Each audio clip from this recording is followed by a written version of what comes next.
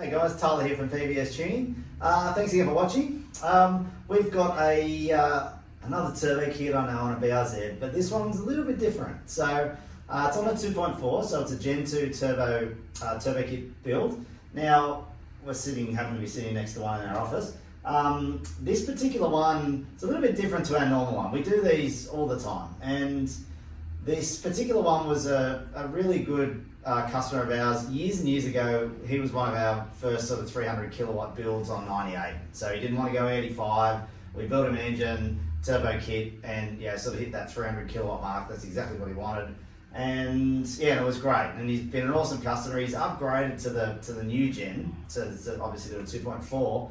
And this time he wanted to go a little bit sort of harder. So pretty much the brief was, go as hard as you can until the engine just off blowing up. And I said, well, a bit of a tricky one, but I'm up for the challenge. So this particular one's a little bit different. So it's an off-the-shelf SME G30 kit, but this one we've gone for a G30 770. So it's a little bit bigger than the standard kit is a G30 660. So this one is a 770. So just so it can flow a bit more at the top end.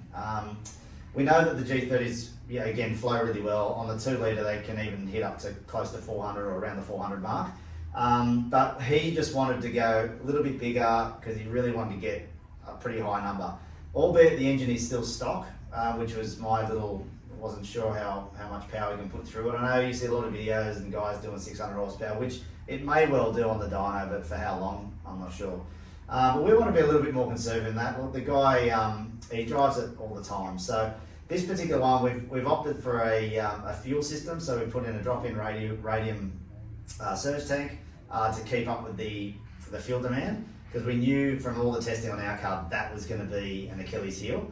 And the other thing that he was already doing on the 2 litre car was the straight cut gearbox. So we've converted that over into the new 2.4, put in a twin plate clutch, axles, done all the supporting mods, so even the fuel system as well. So it's a full return fuel system. So that will basically, gearbox won't blow up, fuel shouldn't be a drama, and it's just a matter of how confident I am to push this thing to the limit. So we've done a flex tune on this. I know a lot of guys, a little bit conjecture about flex tuning and whether it's doable or not. Well, 100% it's doable. We've been doing it for a while. So we've got full flex tune on this thing as well, and the whole thing's come together really well. So obviously we'll do some dyno runs and show you that as well. But long story short, we've wound this thing up a little bit. So we've gone basically from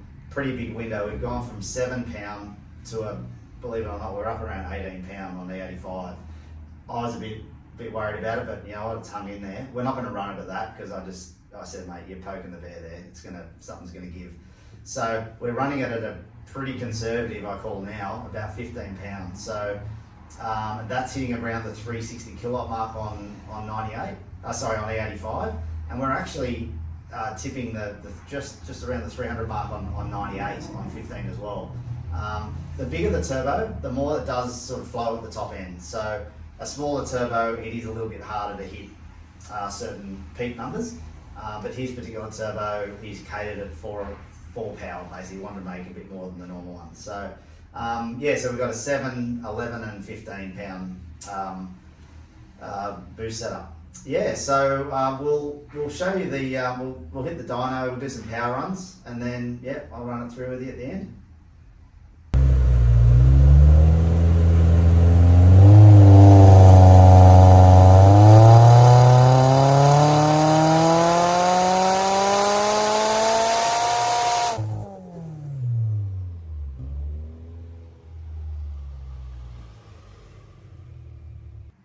Alright, so there you have it, guys. So we actually got up to 394 kilowatt on this thing on E85. Honestly, I couldn't believe it. The torque numbers are, again, off their head. They're about 650 Newton meters. So hence gearbox territory. There's no way you can do that on a stock gearbox. Well, if you might on the dyno, but I don't think it's going to last in the real world. But as I was saying before, on his more conservative setting, we've run at 360. I think it was on the 85. It was 360 at 15 pound about 300 on 11 pound, and it was about 260, I think, on about 7.5 pounds. So, and then consequently on 98, we had about 220 to 230, I think it was, on 98 at 7. 260, I think, on about 11, and it was just around the 300 mark on 98. So, I don't really suggest running that sort of power on 98, the high boost setting. Like, I think it is too much. I just did it for the exercise, just from my own tuning knowledge and what have you, but I've suggested not to run that sort of boost. You don't need it. I think you're poking the bear with this stuff. So, but definitely on those lower boost settings, anywhere from 7 to 12 seems to be fine on these engines. Again, if they're tuned right, you shouldn't really have too many issues. So that's a wrap. So that's pretty much, that's a little bit higher than what I was expecting, to be totally honest with you. And that's on a stock engine. So when you build an engine for these things, look out, because they're going to be a real game changer. They're going to be, seriously fast. So I can't wait for that one to come along. And it's, we've done a lot of development in our own car, but this particular one, he's got even better fuel system than we've got in our own car. So we do a lot of track work with ours.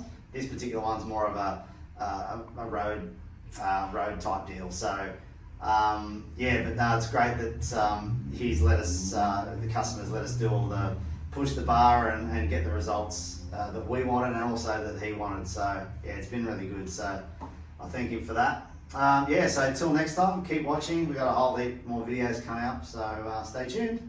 Thanks a lot.